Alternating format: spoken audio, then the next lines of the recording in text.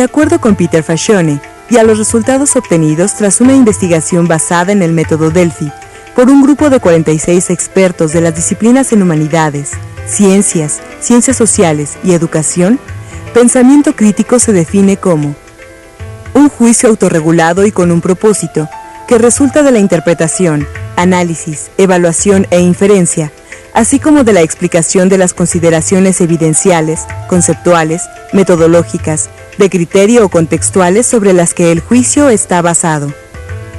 Asimismo, establece que las destrezas cognitivas del pensamiento crítico son interpretación, análisis, evaluación, inferencia, explicación y autorregulación.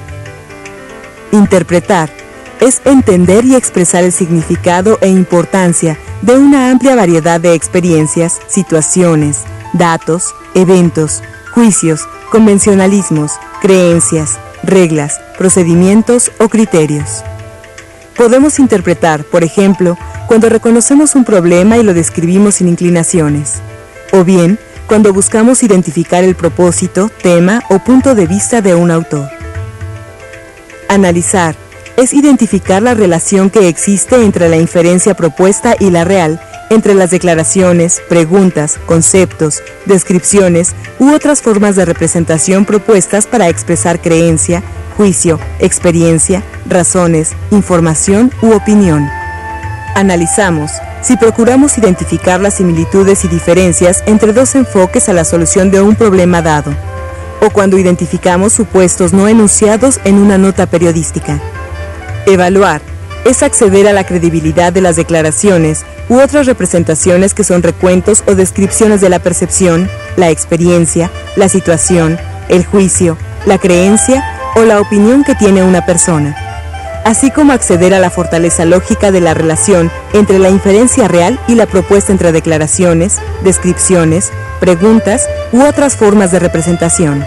Evaluamos cuando juzgamos la credibilidad de un autor sobre otro autor o conferencista de acuerdo a sus fortalezas y debilidades. Inferir significa identificar y asegurar los elementos necesarios para llegar a conclusiones razonables, formar conjeturas e hipótesis, considerar información relevante y deducir las consecuencias, fluir de datos, declaraciones, principios, evidencias, juicios, creencias, opiniones, conceptos, descripciones, preguntas u otras formas de representaciones.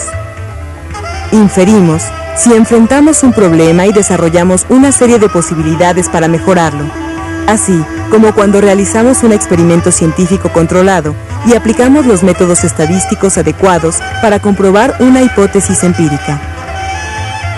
Explicar es ser capaz de expresar los resultados del razonamiento propio, justificar tal razonamiento en términos de consideraciones evidentes, conceptuales, metodológicas, criteriológicas y contextuales en las que se basaron los resultados personales, y presentar el razonamiento personal con argumentos coherentes.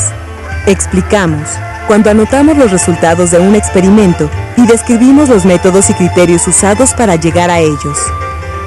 Autorregular es monitorear autoconscientemente las actividades cognitivas de uno mismo, los elementos usados en esas actividades y los resultados deducidos, especialmente aplicando destrezas en los análisis y la evaluación de los juicios inferidos por uno mismo, con una mirada hacia el preguntarse, confirmar, validar o corregir, ya sea el razonamiento propio o los resultados propios. Autorregulamos cuando examinamos nuestra visión personal sobre un tema controvertido. El pensamiento crítico alude a cómo una persona enfrenta los problemas, las dudas o los eventos. Dicha persona puede caracterizarse por tener claridad para expresar las dudas o preocupaciones, disposición para trabajar con la complejidad, preocupación para buscar información relevante, razonamiento para seleccionar y aplicar criterios, cuidado para enfocar la atención en lo que importa en el momento, persistencia frente a las dificultades que se encuentren, precisión en el grado permitido por el sujeto y las circunstancias. ¿Cuántas de las personas que usted conoce tienen un pensamiento crítico? ¿Cómo lo usan? Muy interesante, Ricardo. El pensamiento crítico cobra relevancia en esta era, pues estamos expuestos a una gran cantidad de información y es necesario poderla procesar para construir el conocimiento. Sí, doctora, el pensamiento crítico es una búsqueda sistemática de la verdad, de acuerdo con López Calva.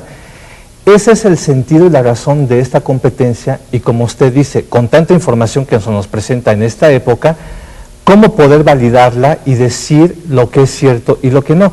Es por eso que es tan importante este tema. Yo sé que al hablar de la verdad nos estamos metiendo en temas de controversia filosófica, pero para hacerlo más claro, digamos que el pensamiento crítico busca juicios con sustento, con base, es decir, que lo que se afirme sea sustentado. Pero en ocasiones el pensamiento crítico puede usarse para convencer a otros de ideas propias, es decir, con fines de persuasión. Es posible usar las destrezas cognitivas para imponer ideas que convengan a intereses particulares o de grupos que no son necesariamente la verdad, o juicios, como dices, con un sustento real. Así es, doctora. Y en ese sentido, Richard Paul distingue un pensamiento crítico débil de uno fuerte. Llama débil a aquel que tiene como propósito un interés persuasivo, y fuerte al que busca genuinamente la verdad y que toma en cuenta diferentes posturas sobre el tema. ¿Qué se necesita para identificar la diferencia? ¿Qué actitudes podrían distinguir a un pensamiento crítico fuerte?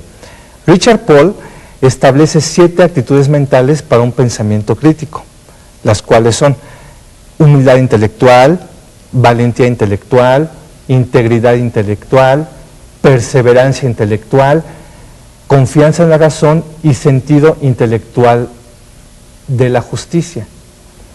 ¿Qué significan estos términos?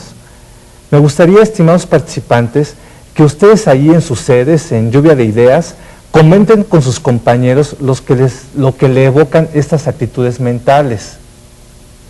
Adelante.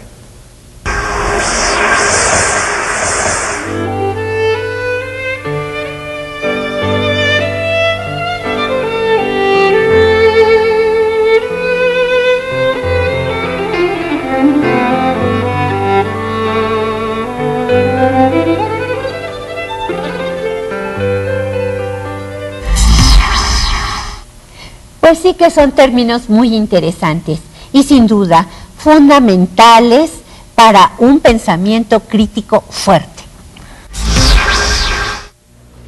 Pues muy interesante. Ricardo, a mí me gustaría preguntarte qué otras competencias debe tener el docente del siglo XXI. Claro que sí. Fíjate que otra de las competencias que cobra de verdad mucha importancia son las que se refieren a la comunicación, es decir, competencias comunicativas. Y estas se refieren a que el docente debe ser claro, debe ser asertivo, debe reducir el grado de ambigüedad, que nadie tenga duda de lo que él espera, de lo que él está diciendo. Y también otro componente fundamental debe ser la emotividad. La parte afectiva del proceso.